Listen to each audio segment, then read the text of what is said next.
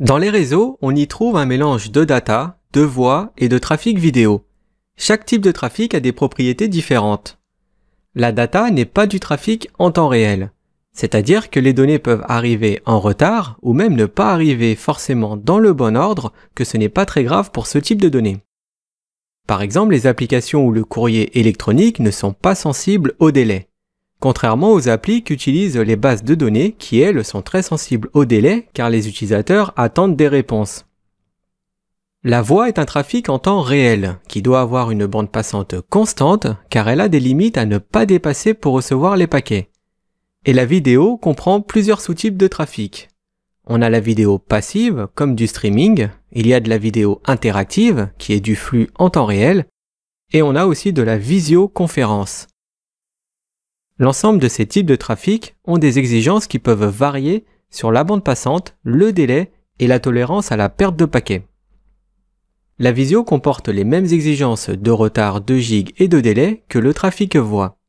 La seule différence se porte sur la bande passante, car les paquets voix sont très petits, tandis que ceux de la vidéo peuvent varier suivant la qualité. La vidéo en streaming, quant à elle, a des exigences différentes que celles de la vidéoconférence.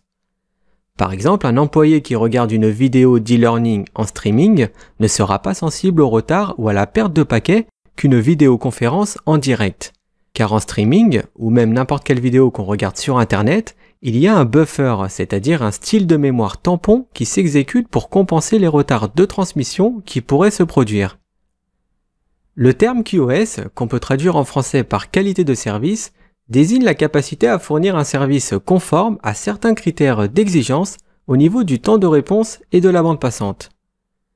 Elle doit pouvoir garantir un niveau acceptable de perte de paquets pour un type de données. Par exemple, les exigences pour de la voix sur IP seront différentes de la visio. La QoS s'applique que sur des réseaux qui utilisent des routeurs ou des switches, car il est impossible sur Internet de prédire le chemin que vont emprunter les différents paquets. C'est-à-dire que rien ne garantit que la communication pourra se faire sans problème. Et bien c'est là que la QoS intervient. Elle permet de différencier les différents flux réseau et de réserver une partie de la bande passante pour ceux qui demandent un service sans coupure. La QoS a 3 niveaux de service. On a le best effort, qui ne fait aucune différence entre plusieurs flux réseau et qui ne donne aucune garantie.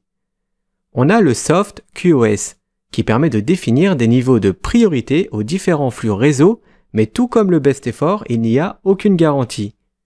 Et on a le service garanti qui, lui, réserve des ressources réseau pour certains types de flux. Dans la QoS, il y a 4 critères importants qui permettent de faire fonctionner les différents niveaux de service. Il y a le débit, qui est souvent appelé bande passante, c'est la quantité de données transmises pendant un certain temps. Le débit ici s'exprime en bits par seconde. Il y a la gig, qui est la variation de latence, critère très important pour les applis qui transmettent de la voix ou de la vidéo. Il y a la latence qui se focalise sur le retard entre l'émission et la réception d'un paquet. Et on a la perte de paquet qui correspond simplement à la non-délivrance d'un paquet de données, ce qui peut arriver si le réseau est encombré.